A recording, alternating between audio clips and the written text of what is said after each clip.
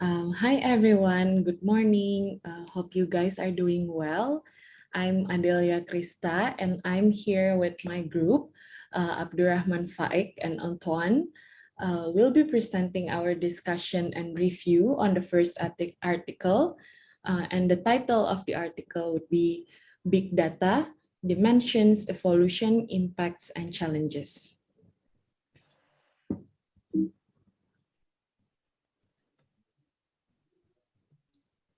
First, I will explain a bit about the article. The author of this article is In Lee, and the main topic of the article that will be discussed further is about first, the discussion of a big data dimensions and trace, the evolution of big data, and also about how big data created a new technology paradigm for data that are generated at high velocity, volume, and variety. The second that will be discussed is about the impacts of big data on businesses operation in various industries, and also the application of data analytics using merchant review data. And lastly, we will discuss about the 6 technical and managerial challenges related to the application of big data written in the article. The next will be explained by Faiq.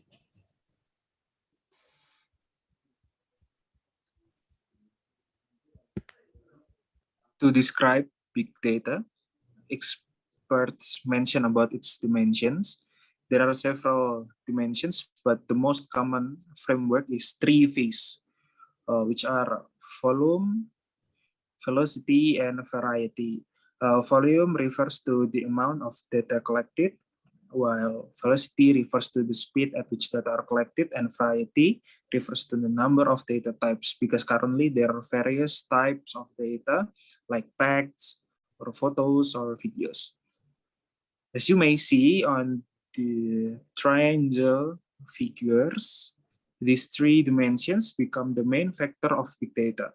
If changes happen in any of these factors, then the 5 dimensions inside will also get affected. 5 dimensions inside are veracity, variability, value, decay, and complexity. As an example, veracity refers to the reliability or quality of the data, and it gets more unreliable with increasing number of data. The same effect happens as well to the other dimensions. Next. The evolution of big data starts in the early 1990s due to the development of World Wide Web. Big Data 1, or early application of big data, uses the web mining technique to extract data from websites. As the information technology develops and social media emerged, comes what we call as social media analytics, where technologies are used to analyze and interpret human behavior at social media websites. Big Data 3.0 is the big data we currently know and use. Most of the data are collected through devices that connected to the internet and are able to collect data. Next. Okay. So the example shows how a review site's company discover relationship between review activities posted by users, one of the users, and perceived usefulness by the other users. So as you can see on the results of the regression, the company firstly has hypothesis that score given, friend list, how long is the review, whether there is an image or not on the review posted by one of its user, may affect the perceived usefulness of the review that is posted. Perceived usefulness, is the perceived usefulness by the other reviewer or users. The result shows us what aspects are perceived as helping the customers when looking at the reviews. These results then can be a consideration in creating the product of the websites. So here we can see that after collecting the data, it can be in the insights for company, and they can make decision based on the result they get. So what the companies do will be data driven. Okay, next. So, what about the impact of big data now? As you must know, the use of big data analytics can create benefits such as cost savings, better decision making, and higher product and service quality, according to Davenport, 2014. So, first of all, the personalization marketing. It is about finding a personalized recommendation, coupon, promotional offer, based on what based on what the consumers can search on the internet or their preferences. Secondly, we have a better pricing. So analyzing prices and product availability to set price accordingly. We have to find the best price to sell a huge amount of product, and we have also cost reduction. We can see that the firms that use data analytics have a faster and more effective reaction time in operations. For example, Tesco, which is a European supermarket, analyzes refrigerator data to reduce energy costs by about 25 million annually. So it is a huge amount of cost reduction. And finally, we have improved the customer service. So by gathering customer data, another company Health discovered that return delays were occurring during specific hours, and so they were able to add staff during peak activity and remove staff during less activity. So now we can just move to the challenges now. Thank you, Adele. So after the impact, we have big challenges that will come with big data to be able to control them, to improve our knowledge in big data and how to manage them. So first of all, we have a shortage of qualified data scientists.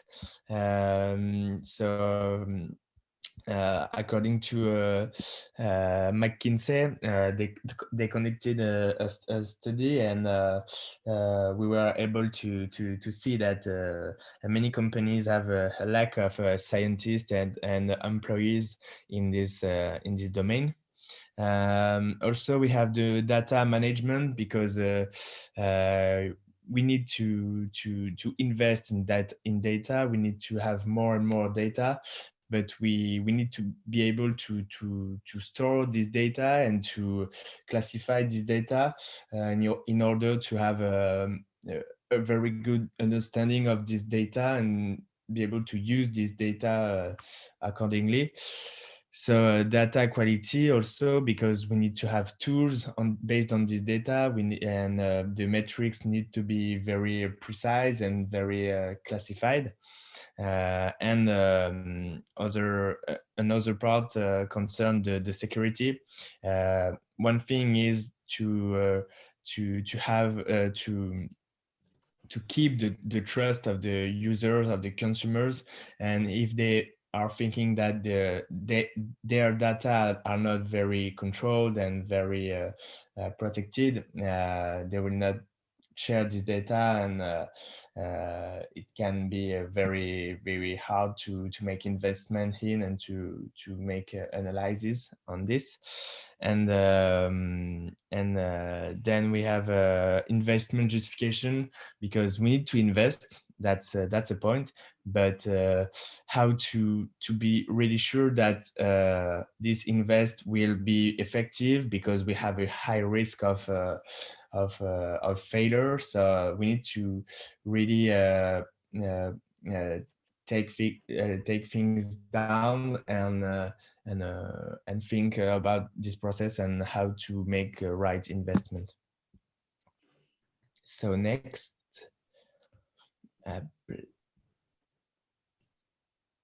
yes, thank you, Adelya. So as a conclusion, we can say that for us, the author seemed to be very optimistic about data in business, and so for him,